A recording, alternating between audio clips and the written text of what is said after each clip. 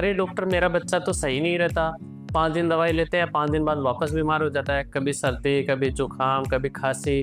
क्या मेरे बच्चे की इम्यूनिटी ज़्यादा कमज़ोर है? मैं डॉक्टर नरेंद्र जांगिड़, आपके बच्चों का डॉक्टर, बचपन हॉस्पिटल झुंझुनू से। आज हम आपके इस कॉमन सवाल का जवाब देने के लिए आए हैं। अब आपका जो सवाल है उसका आंसर आपके घर के अंदर ही है। ज़्यादातर अपन सोचते हैं कि बच्चा बाहर गया, बच्चे को ठंड लग गई, उसके कारण बच्चा बीमार हो गया, बच्चे को हवा का फटकारा लग गया, बच्चे को खांसी जुकाम किसी थी, उसने गोदी ले लिया, उसकी वजह से हो गया। तो हर बार ऐसा हो जरूरी नहीं। अपने वो घर के अंदर कुछ ऐसी चीज़ें देखनी है जो बच्चे को बार बार बीमार कर सकती हैं।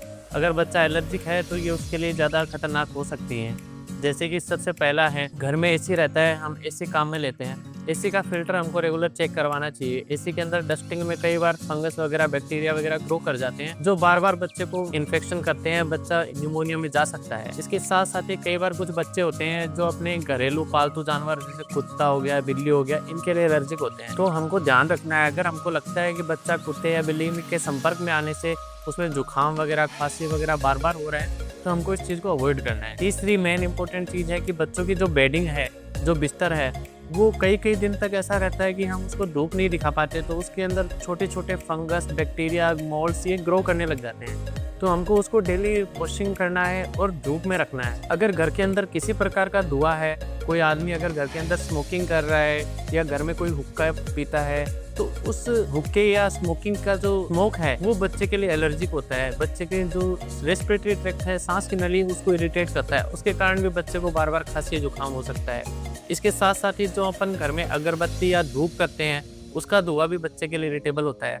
कई बार हम करते हैं कि ऑल आउट लगा दिया, बच्चा सो रहा है, ऑल आउट चालू है, तो ऑल आउट की जो केमिकल वेपर बन के आती है वो बच्चे के लिए काफ़ी इरिटेबल होती है। वो आगे जाके बच्चे में अस्थमा के लक्षण पैदा कर सकती है। अब नेक्स्ट अपने को किस चीज़ का ध्यान रखना है, घर में अपने पास में कई सारे सॉफ्ट टॉयज रहते हैं, बच्चा उनके साथ में खेलता रहता है। टेडी बियर हो गया, खरगोश हो गया, या फिर और कोई सॉफ्ट टॉयज है। तो सॉफ्ट टॉयज के जो फर्श होते हैं, उन फर के अंदर काफ़ी धूल, डस्ट जमा हो जाती है जो इन्फेक्शन को ग्रोथ करने में हेल्प करती है।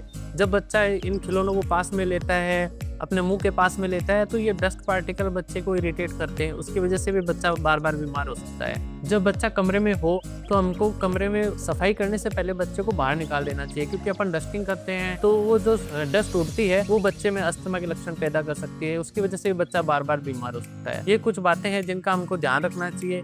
घर में सुधार करने वाली बातें हैं, अगर ये चीज़ें हम ध्यान रखेंगे तो हो सकता है अगर बच्चा एलर्जिक है तो उसके बार बार पड़ने के लक्षण कम हो जाए। अगर आपको लगता है कि बच्चे को बार बार खांसी जुकाम के साथ साथ अगर सांस में दिक्कत हो रही है, बच्चे के सांस तेज चल रही है, सांस के साथ में बच्चे की छाती में खड्डे पड़ रहे हैं, बच्चे के हाथ पे नीले लग रहे हैं, बच्चा सुस्त हो रहा है, तो इसको साधारण नहीं लेना है। ये बच्चे के लिए खतरनाक हो सकता है। आपको अपने नज़दीकी पीडियाट्रिशियन से कंसल्ट करना है।